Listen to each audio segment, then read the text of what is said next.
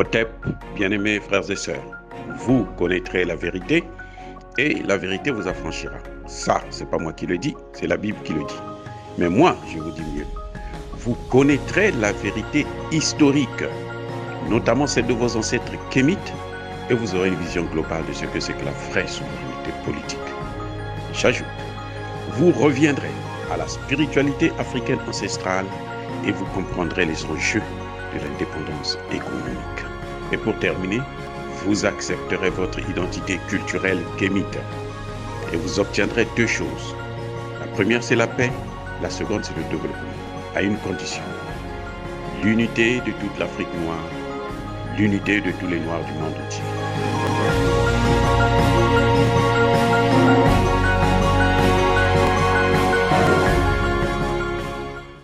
Otep à tous, bienvenue sur la chaîne des panafricanistes par essence, par conviction et par excellence. Celle des citoyens kémites par nécessité et obligation de combat. Nous sommes une chaîne qui n'est guidée que par nos ancêtres et rien que par les ancêtres qui appartiennent à l'égrégore du monde noir. Par conséquent, nous ne croyons en aucun Dieu venu de l'étranger. Toutefois, cette vidéo n'est aucunement destinée à inciter à la haine ou à la violence. Car nous menons un combat politique, géopolitique et géostratégique contre l'impérialisme, le colonialisme, le néocolonialisme et l'endocoloniat, sur la base du principe fondamental qui nous a été légué par nos ancêtres, qui est celui de la Mahat, c'est-à-dire vérité et justice. Nous vous disons donc la vérité, afin que justice soit rendue à l'Afrique. C'est ainsi dire notre façon à nous d'apporter notre modeste contribution dans cette noble lutte en faveur de la souveraineté, la dignité et l'unité africaine. Et ça, c'est le panafricanisme. Oh, bien-aimés frères et sœurs, les Européens se réunissent pour étudier comment faire pour avoir leur indépendance énergétique vis-à-vis de la Russie, leur indépendance alimentaire aussi vis-à-vis de la Russie, et aussi leur indépendance militaire, sécuritaire vis-à-vis des États-Unis. Ce qui m'intéresse, c'est surtout l'indépendance, d'ailleurs, des trois éléments. On va commencer par l'indépendance énergétique. Oui, c'est vrai que l'Europe doit sa survie dans ce domaine-là grâce à la Russie. Parce que la Russie fournit 40% du pétrole et du gaz que les Européens utilisent. Ça varie selon les pays. En France, c'est par exemple 20%. En Allemagne, c'est 55%. Dans d'autres pays, c'est exactement 40%. Mais pourquoi la France échappe? Pourquoi la France paye moins? Parce que la France utilise l'énergie nucléaire. C'est-à-dire, elle a besoin de l'uranium pour faire fonctionner ces centrales nucléaires qui lui produisent de l'électricité. Question. D'où vient la matière première, c'est-à-dire l'uranium, que les Français utilisent, qui leur donne une certaine autonomie?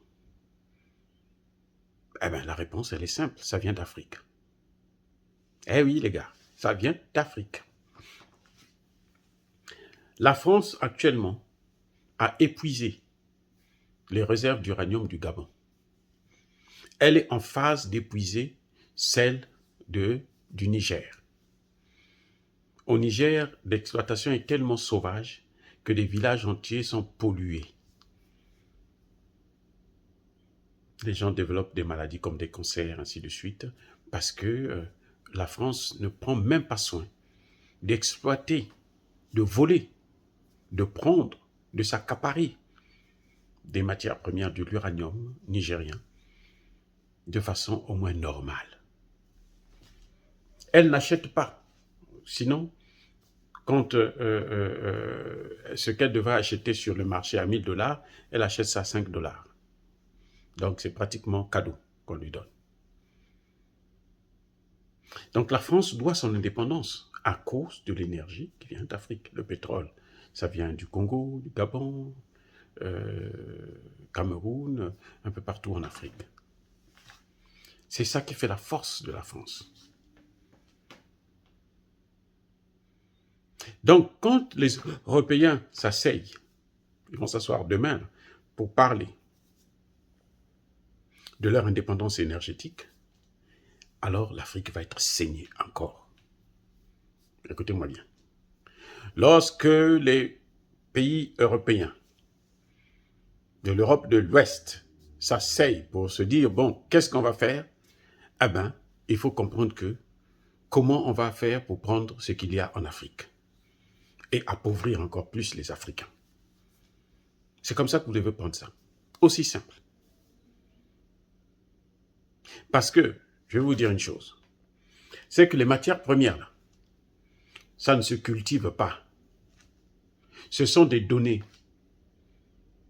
qui viennent de Dieu. C'est Dieu qui a donné. Ça ne se cultive pas. Bon, on va aller cultiver, laisser un territoire, on cultive. Et puis non, ça se cultive pas. Les matières premières, là, c'est une donnée divine. C'est Dieu qui a donné à l'Afrique, tenez. C'est Dieu qui a donné à la Russie. Parce que quand on parle de la Russie, là, hein, le problème avec la Russie, c'est que la Russie a des matières premières. C'est pour ça que lorsque la Russie vient en Afrique, ce n'est pas d'abord pour les matières premières. Non. Non. Ce n'est pas le cas pour les Européens. Ils n'ont pas de matières premières sur leur sol. En tout cas, le charbon qu'il y avait, c'est fini. Ils n'ont que l'air et l'eau. Et l'air et l'eau ne peuvent pas se transformer en pétrole ni en gaz. Non, ce n'est pas possible. Donc quand ils se réunissent là, c'est pour voir comment il faut maintenir Takuba au Mali, par exemple. Parce qu'au Mali, on a découvert, il y a beaucoup d'uranium, il y a beaucoup de gaz, il y a même du pétrole. Et le golfe de Guinée, là, c'est une richesse immense. C'est ça, l'objet de la rencontre des pays européens sur les questions de l'indépendance énergétique. C'est pareil pour l'indépendance alimentaire. Pour planter, il faut avoir des terres arables, des terres cultivables. Et oui, et il faut avoir des hommes pour planter et récolter. La machine ne peut pas tout faire. Là encore, les Européens ont besoin des Africains. C'est-à-dire qu'ils nous prennent pour leurs choses, pour leurs esclaves éternels. Et c'est ça que nous devrons combattre. Eh oui. Ils ne peuvent pas avoir une indépendance alimentaire si ils ne se tournent pas vers l'Afrique. Soit ils viennent prendre des terres chez nous, soit ils viennent prendre des hommes, soit ils viennent produire chez nous pour amener chez eux. Que nos chefs d'État puissent bien comprendre.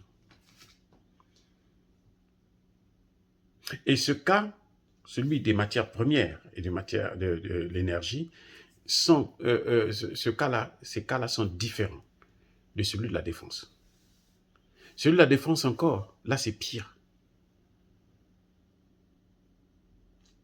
Déjà, Takuba, c'est la création de l'armée européenne. Takuba, que vous entendez, ça s'appelle sabre. Ils viennent pour diviser l'Afrique, pour détruire l'Afrique, pour déstabiliser l'Afrique. Mais ils essayent leurs armes là-bas. Ils essayent leurs performances là-bas. Alors qu'ils pouvaient aller faire ça en Ukraine. Ce serait une bonne occasion de mettre Takuba en Ukraine.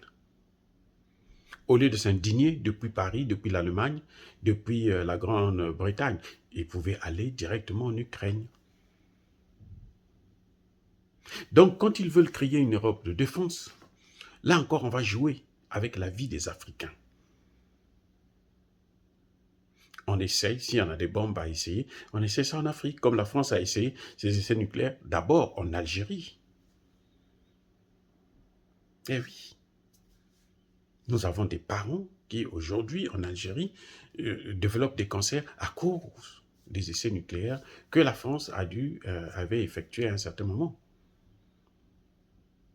Le cas le plus illustre, c'est celui de notre sœur Linda Larbaoui, d'Algérie, qui vit en France. C'est ça que vous devez comprendre. Donc, que ce soit l'énergie, que ce soit l'alimentation, que ce soit la défense, ils ne comptent que sur nous. Mais s'ils veulent développer leur arme nucléaire, ils vont avoir la matière première où? C'est pas en Afrique. Non, c'est pas aux États-Unis. Les États-Unis n'en ont pas. Ce n'est pas en Russie puisqu'ils combattent la Russie. Donc ça ne peut être qu'en Afrique qu'ils veulent venir piller. C'est pour ça que vous voyez qu'ils s'imposent au Mali, au Niger, et ils parlent carrément du golfe de Guinée. Ils veulent occuper le golfe de Guinée.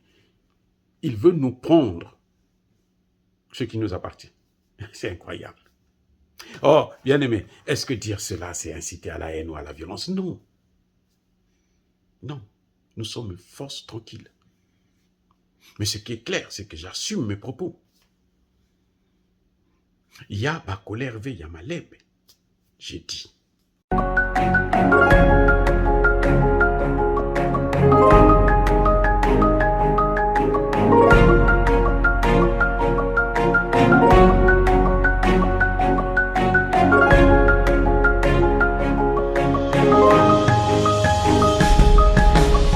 Eux, ils marchent par la foi et non par la vue. Mais moi, je vous conseille vivement de marcher par la connaissance scientifique et historique, notamment celle de nos ancêtres kémites, par les 5 sens et par l'intelligence. Hotep, vive l'Afrique éternelle et que Dieu vous bénisse. Abou Abia.